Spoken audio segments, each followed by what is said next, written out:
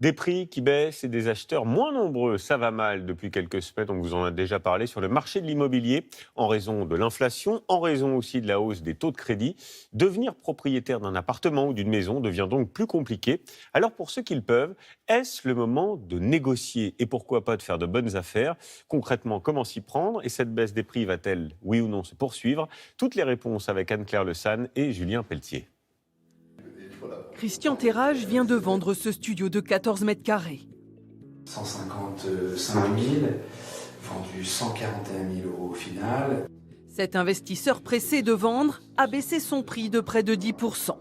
Ce bien acheté il y a plus de 30 ans reste une bonne C'est affaire. pas une situation catastrophique, hein. C'est une baisse qui reste raisonnable et certainement nécessaire d'ailleurs pour équilibrer le marché, hein, quelque part. Des prix qui commencent à baisser car le marché immobilier s'est grippé. Avec la hausse des taux d'emprunt, les acheteurs se pressent moins et ont moins de pouvoir d'achat. Les vendeurs, eux, n'ont pas encore intégré ce changement et rechignent à baisser leur prix.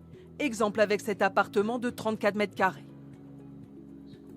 Et il y a 1 an et demi, il était un tout petit peu au-dessus de sa valeur, mais ça correspondait, c'était pas très loin.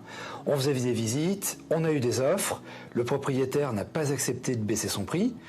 Aujourd'hui, le marché diminue significativement, il n'y a plus de visites ni d'offres d'achat, et je pense qu'aujourd'hui, il doit regretter de ne pas avoir accepté les propositions d'achat de l'époque.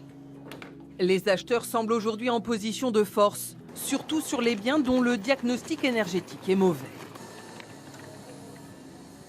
Avec un mauvais DPE, une étiquette, une mauvaise étiquette, une étiquette F ou G, il est clair qu'il y a des marges de négociation, surtout si c'est un bien qui est plutôt destiné à de l'investissement locatif, puisqu'il devra nécessairement être rénové pour revenir sur le marché locatif.